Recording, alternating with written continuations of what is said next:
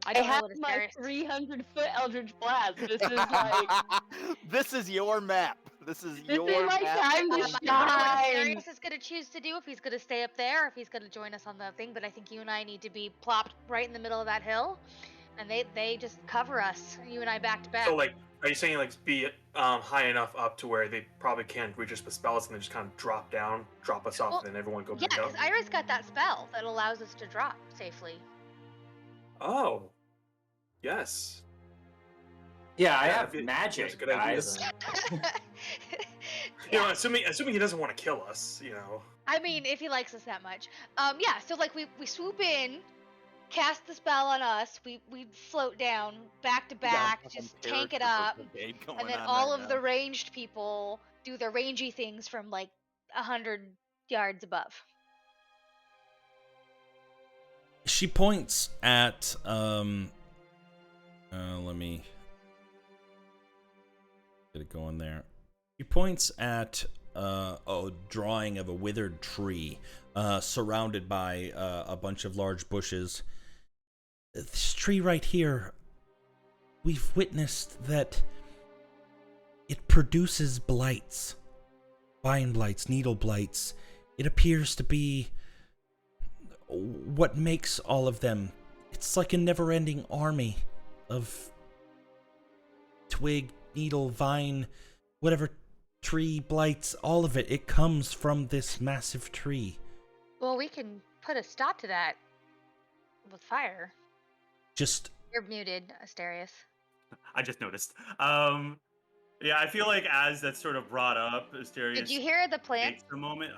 The tail end of it, about just fucking ODST shock trooper dropping in, you and Anderson. But I was gonna say, I feel like after hearing the tree thing, there's a little bit of a clear moment of thought for Asterius before he looks over to Temperance and says, "How do you feel about burning a cursed tree?" Like to burn anything cursed. And I believe that's right up your alley. So, the fire people focus on the tree, I think Temperance can handle it on their own. I'll be there to provide support. and then Anderson and I are a distraction for Ira and Panton to do their magic from afar, their skills from afar. Wait, how Take many it out. druids did you see? She said How- about 6. those were only the ones that were sent to Babala Sagas. There are more druids at Yester Hill. That's... I think there's at least a couple dozen, and they vary in levels of power. You have to understand that In terms We of could- war, they're veterans, and we have to understand that we're dealing in large. Did you see where the stone was kept? the Archdruid had it. I don't know where the stone is at Yester Hill, but while it was in the ruins of Bariz when they were channeling magic into it, the Archdruid had it. So then there's the plan. We focus on the Archdruid, we get the stone, you pick me up, we book it out of there. How do we know which one is the Archdruid? You'll know.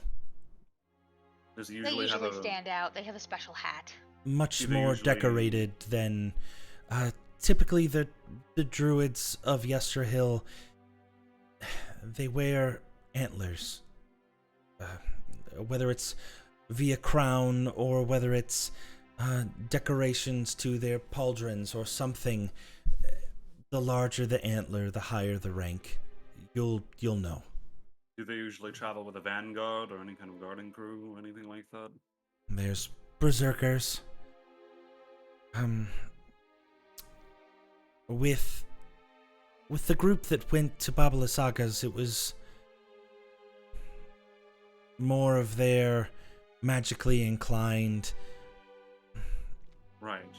But I don't think we're going to be able to intercept the group before they get back to the main host, are we? more than likely not. They're probably unless we left right now, and even then, they'll definitely make it back before we do. Whether we I'm gonna can get take- there in time for us to interrupt whatever plans that they had. I don't know. I don't know what they're fully planning. I only have my assumptions. I'm going to take a moment as they're talking as well, just because it was mentioned, because she was unsure of it at the start. Take a moment outside to see if I can spot anyone out there, or like anything that looks suspicious, if she was followed or anything like that. Okay. Perception check them? Yep. With disadvantage. At disadvantage.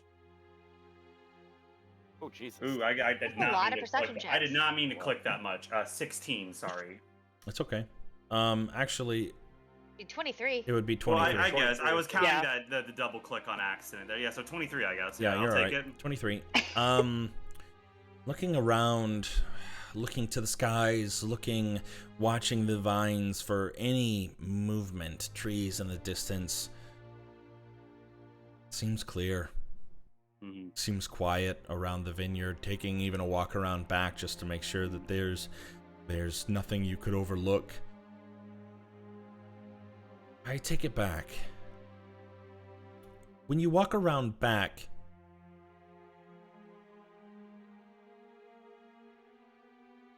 you do sense the slight presence of a few vine blights that weren't vanquished from the roof after they fled. I feel like during the battle you had noticed that they had crawled, or somebody had noticed that they had crawled down the back. You see them kind of lurking. You see them lurking out maybe 100 feet, just trying to blend in with some of the grapevines. Yeah, basically. You don't see us. But We're plants. They don't appear threatening, but you definitely see them. They're just out, like out 100 feet. And you said they're like slowly trying to approach? No, they're Incognito. Yeah. Incognito, okay. Yeah. Well, if they're not approaching, then he won't shout out or anything like that, but he'll come back inside. And it was clear they weren't following Muriel. They were just sort of an aftermath of the fight, and they're just sort of out there, really. Mm-hmm. Then when Asterius comes back in, I'll give you credit where credit is due, Muriel. You did a good job in disengaging from there. I didn't see anyone other than just remnants of the fight from before. Then he'll look to the what's his name? Davian. Davian, and say, you might have a small vine blight problem round about 100 feet out or so. It looks like they were It's one of that those group. weeds that you have to kill at the source. It looks like they were part of that group on the roof, and they just disengaged and have been hanging back since. We can take care of it if you would like, but I thought I might inform you. It doesn't look like they're hostile. Slow-moving problem. As long as I know where they're at, they can't move fast enough to be a true threat. Vine blights work best when they're able to sneak up on you, when you have other... when you're preoccupied with other things. Thank you. Thank you. To the southeast, then. Whatever direction he would say, but You're good. Yeah. That sounds good.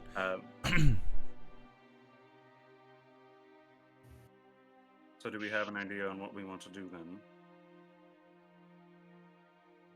Is everyone in agreement with the parachute plan, or do you guys think it's too risky? Do you I think guess. you can handle it on your own while Temperance and I handle the tree? Or are we wishing to do that first, then go in? Is Well, I think we everybody... need to get the Archdruid first. So as long as we get there first and foremost and get to the leader, I think we should be good. How long did you say it would take to get there again? About half day. Okay.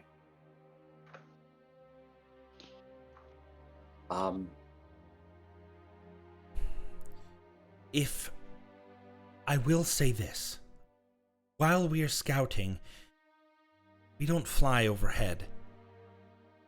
Be seen. It's open air. It's clear for hundreds of feet. Sure, it's surrounded by trees, but if you do fly overhead, you will be seen. If that's not a problem for you, then that's fine. Just know that Keep They low will for the be able canopy, to. They will be able to see you as soon as you come in. I'm aware. The idea is to be out of range so that they can't do anything. Well, something to keep in mind. then. Well, We given can wait that till we're in range and then do it. they can all at also once. turn into birds, if I understand right. Am I right? And Yes. looks over to the other two. Some of them have Wow. the ability to change shape. So there's the possibility of air to air. That might be the best case scenario. We take out a few up in the air. If not all of them can do it, that weeds out, makes less work for us on the ground. Hmm. The trick is Res- just not letting the archdruid get away. Resources are the problem, I imagine, with that. I can't imagine. Well, Is there any chance I that guess- we can How are sneak you on around arrows the there, ground? Ira? Arrows, not so great. Crossbow bolts, I'm still all right. Okay. I've got about 12. Or maybe Bolts maybe or you guys can help with arrows? that. I mean, Do if Absolutely. you have an extra bow lying around, I wouldn't mind one as well. I'm usually pretty useless at range, but I do know how to fire one. We can scrounge something up. Davian, would you just 2 longbows and a longbow. Okay. is that a problem? It might be. I Actually, don't yeah, think I'm not rogues- proficient with Yeah, longbows. rogues don't have proficiency with longbows. So. I I can thought- do a longbow, but I'm also a halfling, so I'm like, I can make it work, maybe. You gotta do the foot method. Uh-huh. Um, Um, is there any sort of chance that there is some, I don't know, secret pathway that could get us closer to the tree? Because I feel Looks like that could be Pretty straightforward, unless somebody knows how to dig really well. Give me just a second. I mean, we would love to take care of your blight problem, but the deal was we get the stone, we get what we need. And so that's my main focus. Yeah, I'm just concerned that the tree would be sending off a lot more infantry than that's, that we can handle. that's my Going in concern as well. hard and fast isn't necessarily a bad idea. That's if we're confident we can overpower them. Well, we should do a rush attack, then we must make sure we can burn them Well, I know down. Anderson without can get us wasting out of there anything. if we have to. He runs really fast. Yeah, we can always retreat. The trick is that we have to work together. You can't just run let me off point out and then- be alone. We need the air support. We need everybody working together. And let me point Right. out a factor to consider.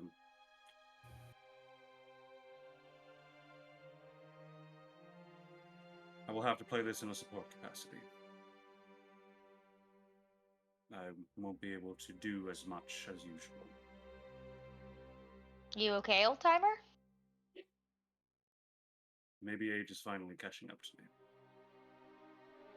Insight check. Sure. Fuck. I You really have hate to to- break it to you, but my insight or deception is a 0. So Oh, it's a very clear deflection, but like in a joking way. But there's Right. something there. And you seem tired, and but I'm not gonna bring it up now. I mean, there might be opportunity to nap on the carpet. I know it's not the most comfortable, but it might help you. It won't help when it comes to magical capabilities, I'm afraid. Requires a much longer rest. Spells. Half a day? Prayers. I guess 8 hours. Like, it's half a day, but like, do we want to say on a carpet I can take a long rest? I'm assuming it's a smooth that's ride. That's a DM call, I guess. That's up to the DM. Because I feel like in spirit of it, Yeah. like, Right. I mean, typically you're not you able were to drugged, I would attempt say a long no. rest twice within the span of one day. yeah, the Why span can't of. you? Wait a second. Doesn't it go, don't you dare close your eyes? Um, I thought you had a valid point, Ira. I'll have to think about it. I don't think Asterius would. Because I just know lots of people who stay up all night and then sleep in the morning. Well, the thing is, he slept, but he didn't. I think in terms of character as well, given that thing did rattle him. Like, he's Sure. very... I think Ira is If you able to wanna tell come he's out- shaking for a reason or another, but like... Handicapped? We could take out he's into averse to handicapped. it. Unfortunately, we don't have time to wait for you to recover. I think for flavor, he would try, but mechanically, if possible, I don't want to ruin that. Yeah. I think I got on off it. lucky taking no damage, like, is the best way to put it. I think I got off really lucky there. Yeah, we got 2 sessions. I'll think about it and think about. Davian says there is one other way you could get in, but it would require my son, Erwin. Oh. He can take you between trees. Tree from the forest to the tree closest to the center. We don't do it because, well, our numbers and our strength were not nearly strong enough to be able to overcome any forces that are there. But you all, if you wanted to make it to the center of that hill... Would he be willing to do such a thing? Do you think he would? Because with that, it's a major ask, whether or not he's willing to get into the thick of it with us. Does he have can- to come with us? He can get you there, but he will leave immediately. And we don't have any way out if we go that route. Other than the carpet. Exactly. Which isn't necessarily a bad. No, it Yeah. would be a hot zone, so... It would give us more of a surprise. That's Definitely fair. would. Again, I think that sounds. Yeah, we get even there. better. Ranged people get on the carpet. Tanky people stay down the ground. We do a job So, and okay, we get out of there. When they say closest to the center, are they talking like this tree or like what? Any of those trees in that area. Oh, good. Okay. Okay. That helps. If he stayed with us and we could guarantee his safety, could he get us back?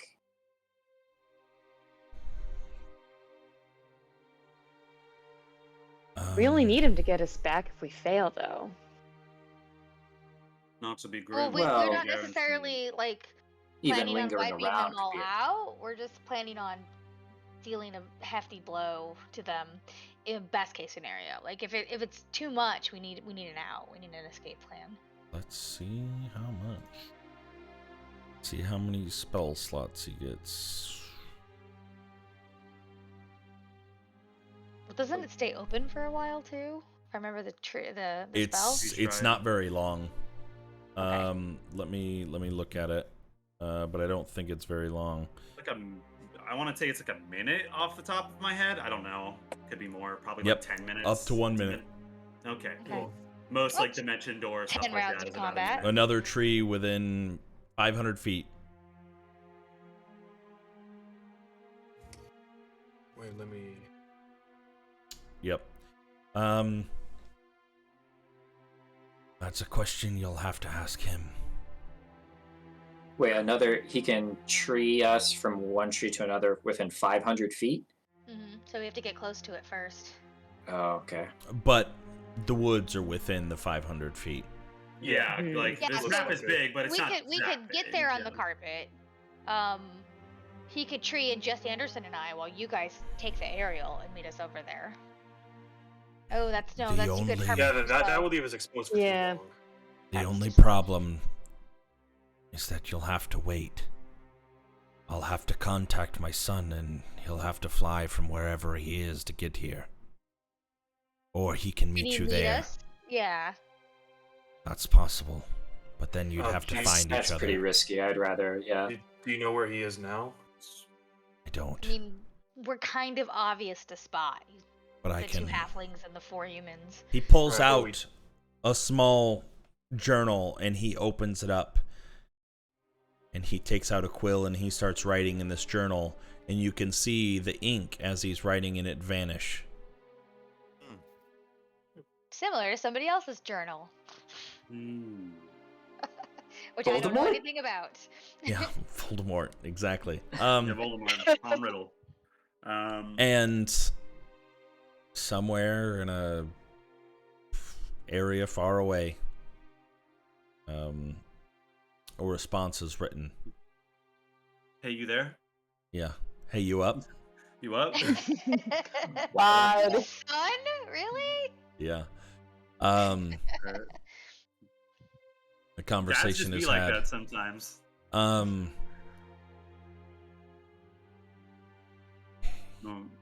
He's Go ahead. willing. He's willing to help. How far away is he?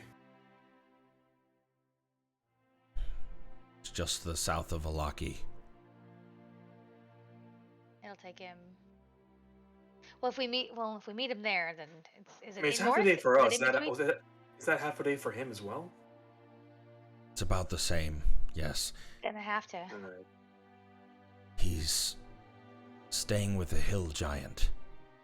Oh, he's so sweet. Do you want us to pick up any Starbucks or anything like that? Yeah. Sorry. But But I miss the hill giant and his son. Felt bad for his wife. Is his name No clue. Nasty and Eggveer? yep. Nessic. Nessig and Agvir. Agvir's the son, and Ness. Hanging out with? Yeah. You guys missed the. Those are the rest only of hill guys. giants that you know. I literally the session I think I was introduced, like either this before that I sat in on or before that. I No, don't it was know. way before you guys came It along. feels familiar. Really I might have quick. just seen an episode. Did they find Are their we- mom? I can Oh, We'll have to ask ask, him I when he's there. guess. We'll ask your son. Don't bring it up. Aw. I don't think you should bring it up. I think it was pretty clear that Ira, That don't was say a- it.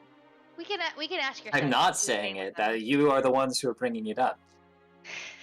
The- But that wasn't too long before we met Asterius, actually, because we stayed there Right before. hmm when the fire came And through. then, yeah, we got Temperance and Where Asterius. where would you like him to meet you? Would you like him to meet you at Yester Hill, or would you like him to come here? Yester Hill, because then we don't want him to travel again, to get there. So I want to wear him out before, So are we gonna walk to be less seen? No, we Is could it just even- fly lower. And around. Okay. Right. Fly lower. Let's go Maybe- to the big map of Barovia, hmm and as Yay. we finish this last little bit up, we Is this the hill will. here? Trying Yeah, to find the I love ping that of hill. it. Oh, this Ah. one down here. It's down here. Okay. Yeah, it looks like it's the one down there. If I had to take a guess. So it'll be like 2/3 of a day to get to the hill from Valaki. So yeah, you might as well just have him meet us, because it's got to swing by this place anyways. And then Asterius can maybe take a nap while we're waiting. and we can Crankiness out of him. enact the next episode of Survivor. Who gets voted off the island this week? With a knife to the back. With a knife to the back. I had Out in the these terrible field. dreams last night. I don't want to say Panton's responsible, but like, Benjamin was in it. There were only Yeah, 2 people yeah. who were asleght in the beds. All right, Yeah. and that's what we'll pick up next time.